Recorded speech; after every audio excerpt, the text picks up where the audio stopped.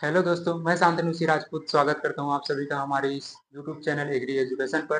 दोस्तों की previous video में हमने देखा था कि जो इरिगेशन है क्या होता है, उसका इम्पोर्टेंस क्या है, देन उससे रिलेटेड कुछ पॉइंट्स के बारे में डिस्कस किए थे।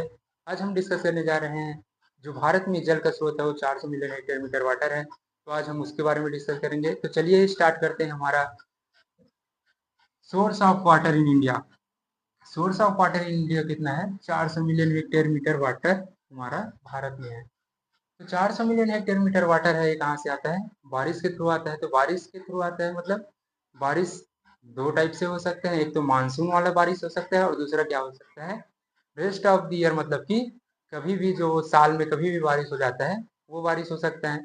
तो बात करते हैं कि मानसून के द्वारा कितना मिलियन हेक्टेयर मीटर हमको क्या प्राप्त होता है।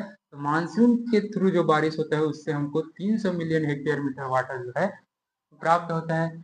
वहीं पर बात करें rest of the year, rest of the year मतलब कि वर्ष में कभी भी बारिश हो जाता है, उससे हमको कितना मिलियन हेक्टेयर मीटर वाटर प्राप्त होता है। उससे हमको 100 मिलियन हेक्टेयर मीटर वाटर जो है हमको प्राप्त होता है। फिर 400 मिलियन हेक्टेयर मीटर वाटर हमारा भारत में जो जल का स्रोत है, तो 400 मिलियन हेक्टेयर मीटर वाटर है तो उसको तो हम स्टोर करके रख नहीं सकते। तो ये कहाँ कहाँ वेस्ट हो जाता है, तो उसके बारे में देखते हैं। तो 400 मिलियन हेक्टेयर मीटर वाटर है, ये जो है इनफिल्ट्रेशन के थ्रू, इवोपोरेशन और रन ऑफ के थ्रू क्या हो जाता है, वेस्ट हो जाता है, मतलब कि नष्ट हो जाता है। इनफिल्ट्रेशन के थ्रू कैसे नष्ट होगा? तो इनफिल्ट्रेशन जैसे कि बारिश हुआ, बारिश होने के बाद क्या होगा, पानी जो है जमीन के नीचे चला जाएगा। तो नीचे जाएगा तो क्या होगा, वो जो है सॉइल मॉइस्चर बढ़ेगा और क्या होगा, ग्राउंड वाटर को क्या करेगा, रिचार्ज करेगा। तो चलिए देखते हैं इन्फिल्ट्रेशन। इन्फिल्ट्रेशन के थ्रू हमारा कितना वाटर जो है लॉस हो जाता है, वो 215 मिलियन हेक्टेयर मीटर वाटर जो है वो इन्फिल्ट्रेशन के थ्रू हमारा क्या हो जाता है, लॉस हो जाता है। तो ये 215 मिलियन हेक्टेयर मीटर वाटर जो है इन्फिल्ट्रेशन के थ्रू लॉस होता है। तो इन्फिल्ट्रेशन के थ्रू नीचे जा रहा है तो क्या होगा, वाटर जो है एक तो सॉइल मॉइस्चर में कन्वर्ट होगा, या फिर क्या होगा, हमारा जो ग्राउंड वाटर है उसको क्या करेगा, रिचार्ज करने का काम करेगा। तो सॉइल मॉइस्चर में हमारा कितना वाटर चला जाता है, तो 165 मिलियन हेक्टेयर मीटर वाटर जो है सॉइल मॉइस्चर में कन्वर्ट हो जाता है। और बात करें ग्राउंड वाटर की, तो ग्राउंड वाटर को रिचार्ज करने का काम करता है कौन, जो इन्फिल्ट्रेशन के थ्रू वाटर होता है वो क्या करता है, ग्राउंड वाटर को रिचार्ज करता है। तो ग्राउंड वाटर में चला जाता है हमारा 50 मिलियन हेक्टेयर मीटर वाटर जो है ग्राउंड वाटर में चला जाता है। फिर बात करें इवोपोरेशन की, इवोपोरेशन क्या होगा, बारिश होने के बाद क्या होगा, जब सूर्य का प्रकाश पड़ेगा जमीन पर तो क्या होगा, जो बारिश हुआ रहेगा, तो जब तापमान बढ़ेगा तो क्या होगा, जल जो है वाष्प के रूप में क्या हो जाएगा, उड़ जाएगा। तो वाष्प के रूप में ऊपर चला जाएगा, उसको बोला जाता है इवोपोरेशन। इवोपोरेशन के थ्रू कितना वाटर हमारा लॉस हो जाता है, तो इवोपोरेशन के द्वारा हमारा 70 मिलियन हेक्टेयर मीटर जो वाटर है वो इवोपोरेशन के द्वारा क्या हो जाता है, नष्ट हो जाता है। फिर बात करते हैं रन ऑफ होता है। जब पानी जब गिरेगा, लगातार बारिश होगा तो क्या होगा, पानी जो है उसके सरफेस क्या होगा, बहने लगेगा। तो सरफेस से बहने लगेगा तो उस प्रोसेस को बोला जाता है हमारा क्या, रन ऑफ बोला जाता है। क्या बोला जाता है, रन ऑफ बोला जाता है। तो रन ऑफ के थ्रू कितना वाटर लॉस हो जाता है, तो लगभग और लगभग कितना, 115 मिलियन हेक्टेयर मीटर वाटर जो है रन ऑफ के थ्रू लॉस हो जाता है। तो रन ऑफ होगा मतलब कि वो क्या होगा, बारिश दो रूप में होता है, एक तो होता है सॉलिड फॉर्म में, एक होता है लिक्विड फॉर्म में। तो सॉलिड फॉर्म में होगा मतलब क्या होगा, बर्फ के रूप में होगा, तो मतलब कि हम बोल सकते हैं तो किस फॉर्म में होगा, स्नोफॉल में होगा। तो स्नोफॉल के थ्रू कितना वाटर लॉस हो जाता है, तो 10 मिलियन हेक्टेयर मीटर वाटर जो है वो लॉस हो जाता है। 115 मिलियन हेक्टेयर मीटर वाटर जो है रन ऑफ के थ्रू लॉस होता है, जिसमें से 10 मिलियन हेक्टेयर मीटर वाटर किस में चला जाता है, स्नोफॉल में, और बाकी जो 105 मिलियन हेक्टेयर मीटर वाटर है उसके थ्रू लॉस होता है, रेनफॉल के थ्रू लॉस होता है। तो अब क्या करेंगे हम लोग, इसको क्या करेंगे, स्टोर करके रखेंगे। जो रन ऑफ का वाटर होगा उसको हम लोग क्या करेंगे, स्टोर करके रखेंगे सिंचाई के लिए। तो स्टोर करके कैसे रखेंगे, तो जैसे ही बारिश होगा पानी क्या होगा, सॉइल के सरफेस से क्या होगा, बहने लगेगा।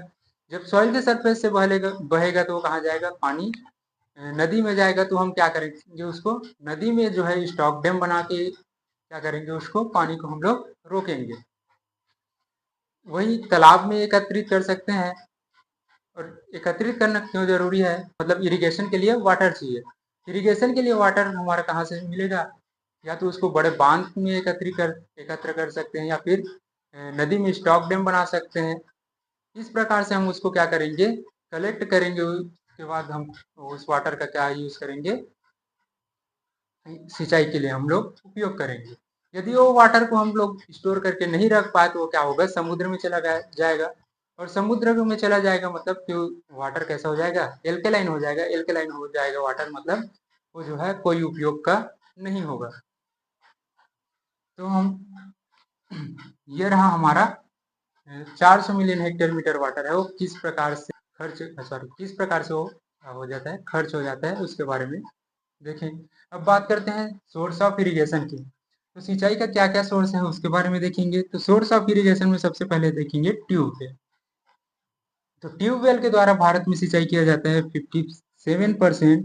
और वहीं पर बात करें छत्तीसगढ़ में, तो छत्तीसगढ़ में ट्यूबवेल के द्वारा कितना परसेंट सिंचाई किया जाता है, 35.43% जो है छत्तीसगढ़ में ट्यूबवेल के द्वारा सिंचाई किया जाता है। फिर बात करते हैं नहर के द्वारा। तो नहर के द्वारा सिंचाई किया जाता है इंडिया में 37%। वहीं पर बात करें छत्तीसगढ़ की, तो छत्तीसगढ़ में कितना किया जाता है, 60.25%, मतलब कि 60.25% जो है छत्तीसगढ़ में नहर द्वारा सिंचाई किया जाता है।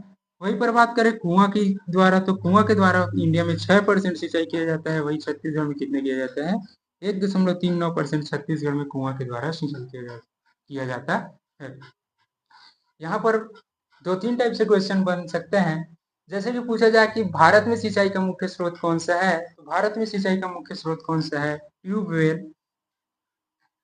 और वहीं पर बात करें छत्तीसगढ़ में सिंचाई का मुख्य स्रोत पूछा जाए, तो छत्तीसगढ़ में सिंचाई का मुख्य स्रोत कौन सा है, नहर। कौन सा है, नहर। कितना, तो 60.25% जो है छत्तीसगढ़ में सबसे ज्यादा सिंचाई किसके द्वारा किया जाता है, नहर के द्वारा किया जाता है।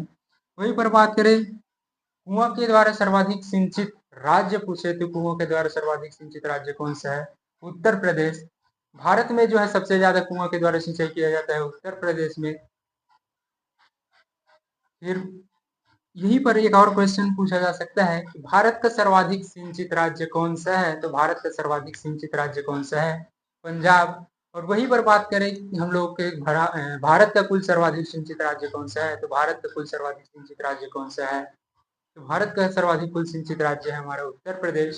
छत्तीसगढ़ का सर्वाधिक सिंचित जिला पूछा जाए, तो छत्तीसगढ़ का सर्वाधिक सिंचित जिला कौन सा है, जांजगीर चांपा। और वहीं पर बात करें छत्तीसगढ़ में सबसे कम सिंचित जिला, तो सबसे कम सिंचित जिला कौन सा है, दंतेवाड़ा। फिर बात करते हैं भारत में सबसे कम सिंचित राज्य पूछेगा, तो भारत में सबसे कम सिंचित राज्य है अपना मिजोरम। भारत में जो कुल कृषि भूमि है उसका मात्र और मात्र कितना परसेंट, 34% जो है वो भूमि क्या है, सिंचित है। और बाकी का जो 66% भूमि है वो किसमें आता है, मौसमी खेती या असिंचित क्षेत्र, मतलब असिंचित, या फिर हम बोल सकते हैं कि मौसमी खेती के अंतर्गत आते हैं। फिर बात करते हैं इरिगेशन प्रोजेक्ट की। तो इरिगेशन प्रोजेक्ट सिंचाई परियोजना के बारे में डिस्कस करेंगे। तो सिंचाई परियोजना 3 प्रकार के होते हैं। पहला होता है स्मॉल इरिगेशन प्रोजेक्ट। क्या होता है, स्मॉल इरिगेशन प्रोजेक्ट हिंदी में बोला जाता है लघु सिंचाई परियोजना। तो लघु सिंचाई परियोजना किसको बोलेंगे, यदि कोई भी परियोजना या बांध क्या करता है, 2000 हेक्टेयर से कम भूमि की सिंचाई करता है, तो उसको बोला जाता है स्मॉल इरिगेशन प्रोजेक्ट, मतलब लघु सिंचाई परियोजना बोला जाता है। इसके लिए जो गवर्नमेंट है वो कितने रुपए की राशि प्रोवाइड करता है इसके लिए, तो इसके लिए जो है 25 लाख रुपए तक की राशि जो है गवर्नमेंट प्रोवाइड करता है। वहीं पर बात किया जाए मीडियम इरिगेशन प्रोजेक्ट, मध्यम सिंचाई परियोजना। मध्यम सिंचाई परियोजना है वह परियोजना जो 2000 से लेकर 10,000 हेक्टेयर की भूमि की क्या करता है, सिंचाई करता है, उसको बोला जाता है मीडियम इरिगेशन प्रोजेक्ट। इसके लिए जो गवर्नमेंट है 25 लाख से 5 करोड़ रुपए तक की राशि प्रोवाइड करता है। फिर बात करते हैं तीसरे नंबर पर लार्ज इरिगेशन प्रोजेक्ट। क्या, large irrigation project. Large irrigation project वह प्रोजेक्ट मतलब जो 10,000 हेक्टेयर से अधिक भूमि की क्या करता है, सिंचाई करता है। मोर देन 10,000 हेक्टेयर एरिया का जो परियोजना क्या करता है, सिंचाई करता है, उसको बोला जाता है लार्ज इरिगेशन प्रोजेक्ट। इसके लिए जो है गवर्नमेंट 50 करोड़ रुपए से भी अधिक की राशि क्या करता है, प्रोवाइड करता है। ये रहा हमारा इरिगेशन प्रोजेक्ट। इसके बाद नेक्स्ट हम लोग पढ़ेंगे मानसून के बारे में।